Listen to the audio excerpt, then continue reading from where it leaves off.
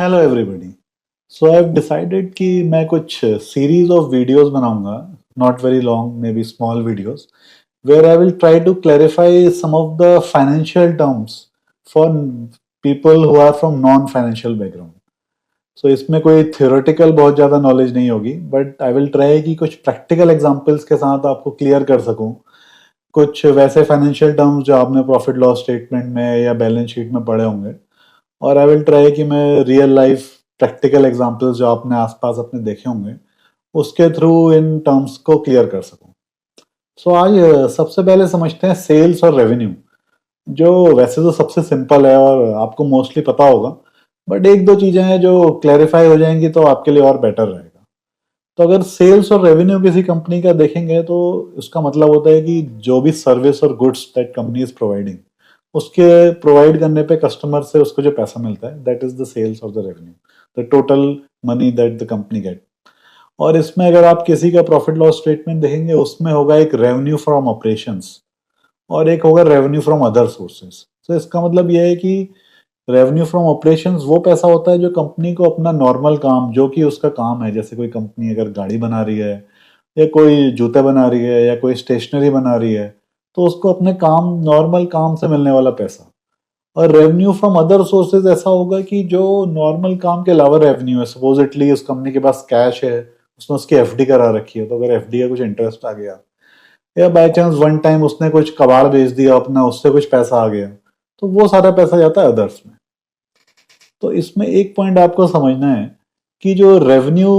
किसी क्वार्टर में या किसी साल में डिक्लेयर होता है,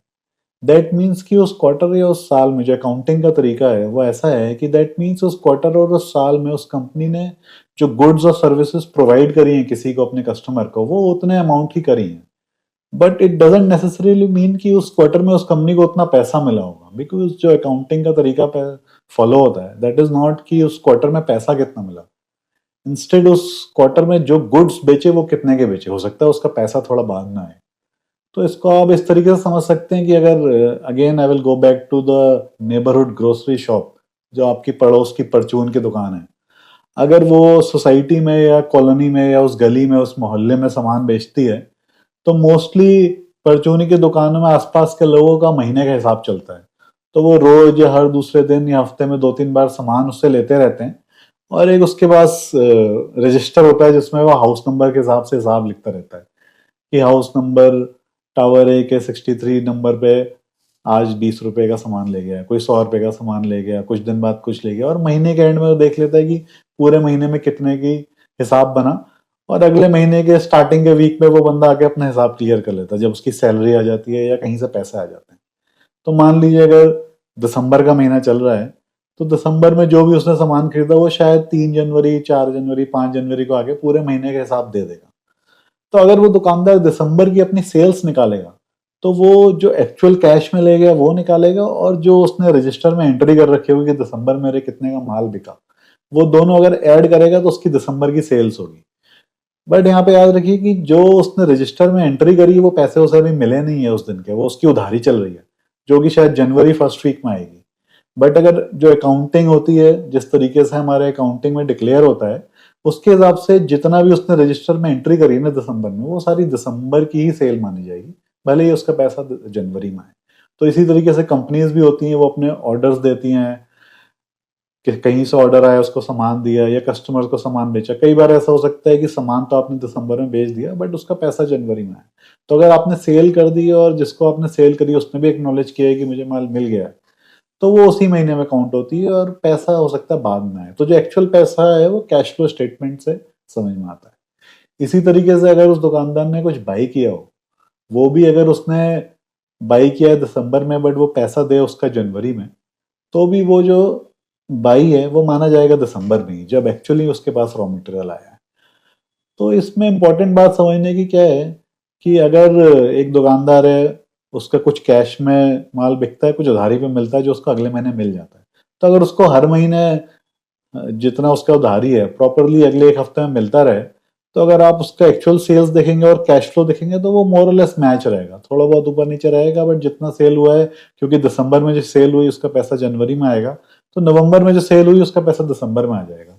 तो मोर और लेस कैश फ्लो और रेवेन्यू और सेल्स उसी हिसाब से चलते रहेंगे, और जो इस महीने का रेवेन्यू है वो आपको अगले महीने के कैश फ्लो में दिख जाएगा। बट अगर